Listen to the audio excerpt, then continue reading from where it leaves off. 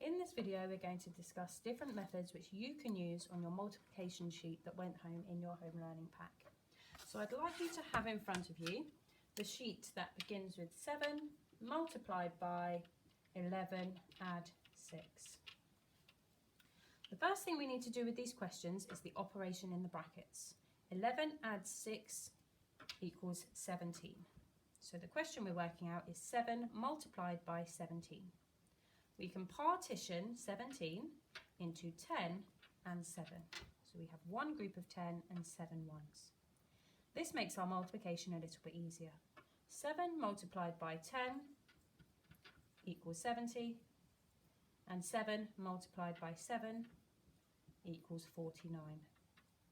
We then add our two answers together in column addition if you wish. 0 add 9 is 9, and 7 add 4 equals 11. So our answer is 119. The other method you could use is if you lay it out like this. So we can have 17 multiplied by 7.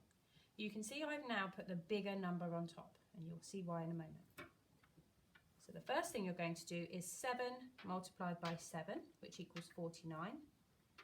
And you're going to make sure you put your answers in the correct place value columns, as mentioned before. You're then going to do 10 times 7, remembering that this 1 is actually in the tens column, so it's 10 times 7 equals 70.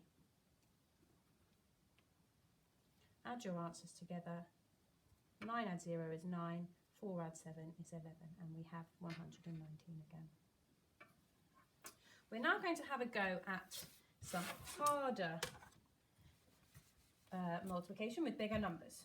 So we're going to have a go at 7 multiplied by 29.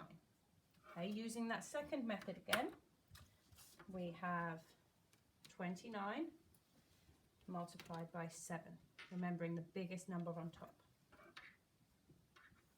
First step, 9 times 7 equals 63, and I'm putting that answer in the correct place value columns.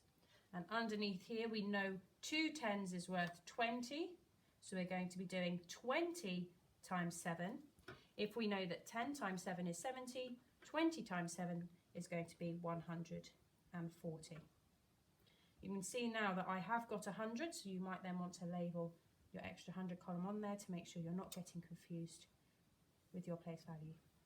Add them together, we have 3 add 0 is 3, 6 add 4 is 10, so we're going to do some renaming there. Put my 0 and move my hundreds over to the hundreds column, and then we have 2 hundreds to add together. Sorry, 100 and 100 is 200, so your answer is 203. I'll show you another example. We will do 5 times 46.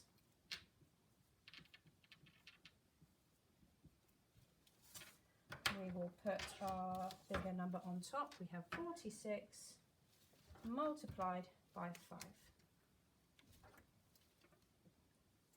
First step, we're going to do 6 multiplied by 5 equals 30. So we're going to put our 30 in there in the correct place value columns. And then the 4 tens is worth 40. So we're going to do 40 times 5. This is where you might need a place value grid.